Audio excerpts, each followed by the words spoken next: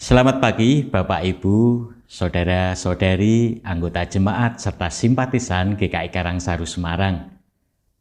Kita berjumpa kembali di dalam program Hikmat Pagi GKI Karangsaru.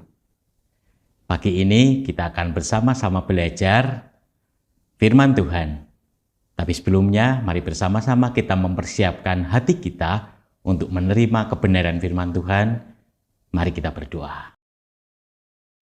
Bapa yang di surga, kami mengucap syukur kalau pada pagi hari ini kami boleh bangun dengan keadaan yang sehat, tubuh yang kuat, serta pemeliharaan dari Tuhan saja sepanjang malam hari tadi.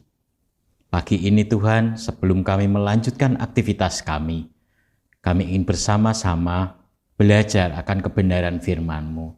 Kami ingin duduk diam untuk menerima kebenaran firman-Mu yang akan sebentar kami baca dan juga kami renungkan.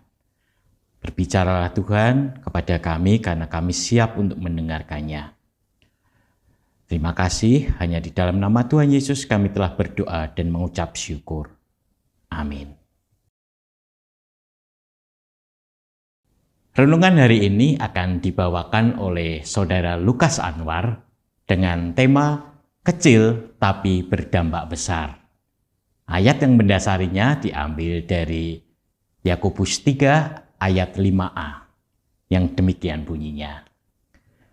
Demikian juga lidah, walaupun suatu anggota kecil dari tubuh, ia dapat memegahkan hal-hal yang besar. Demikianlah sabda Tuhan, syukur kepada Allah. Selamat pagi saudara sekalian. Saudara, sebagian besar dari kita tentu pernah melihat pesawat, kapal, crane, truk, maupun berbagai kendaraan atau alat berat yang luar biasa besar ukurannya. Namun, pernahkah kita memperhatikan bagaimana benda-benda tersebut dapat dijalankan? Ketika kita melihat ke ruang kemudi, kita akan mengetahui bahwa hanya ada mungkin satu atau dua orang yang memegang kemudi kecil untuk mengendalikan dan menjalankan benda-benda yang sangat besar itu. Nah, gambaran ini juga yang digunakan oleh Yakobus untuk menyampaikan pesan yang penting kepada jemaat. Pesan tersebut adalah tentang dampak dari lidah. Meskipun lidah merupakan anggota tubuh yang kecil dari manusia, tapi ternyata lidah punya dampak yang begitu besar. Lidah yang dipakai untuk mengeluarkan kata-kata yang baik tentu saja akan memberi dampak yang baik dan juga membangun. Namun sebaliknya, jika digunakan untuk hal-hal yang buruk, maka lidah punya dampak yang merusak, bahkan menghancurkan.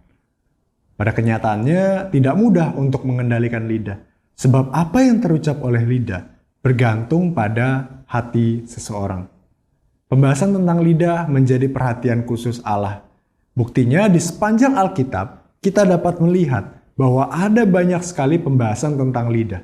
Bahkan Tuhan Yesus juga membicarakan tentang topik seperti ini. Tuhan Yesus menyatakan bahwa lidah menunjukkan siapa orang itu, dan lidah menunjukkan apa isi hati dari seseorang.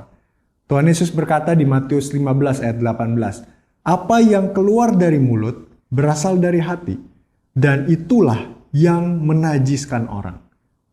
Jika hati seseorang sudah dimurnikan oleh darah Kristus, maka apa yang keluar dari mulutnya tentu akan ditujukan untuk hal-hal yang membangun sesama dan juga menyenangkan Allah.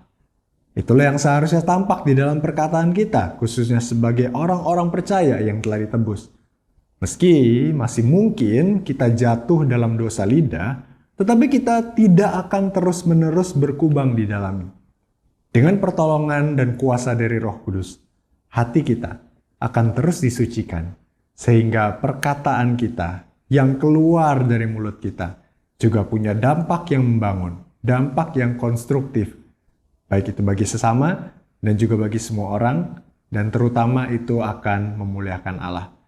Jadi saudara, mari kita mengingat bahwa lidah yang kecil bisa berdampak besar, entah itu membangun atau merusak. Tinggal bagaimana kita yang percaya Kristus, yang sudah ditebus, mempergunakan lidah kita untuk kemuliaan Tuhan. Amin. Mari kita berdoa. Ya Allah, kami bersyukur karena Engkau telah menebus hidup kami. Dan Engkau juga ingin agar kami hidup kudus, khususnya di dalam perkataan kami. Tuhan, lidah kami yang kecil punya dampak yang begitu besar. Karena itu kami mau untuk menggunakan lidah yang telah ditebus ini untuk memuliakan Tuhan, untuk membangun sesama, untuk menjadi berkat. Sehingga melalui lidah kami, nama Tuhan dipermuliakan.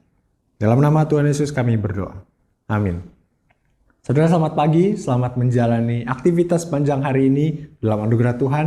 Pergunakanlah lidah kita untuk kemuliaan Tuhan. Tuhan memberkati.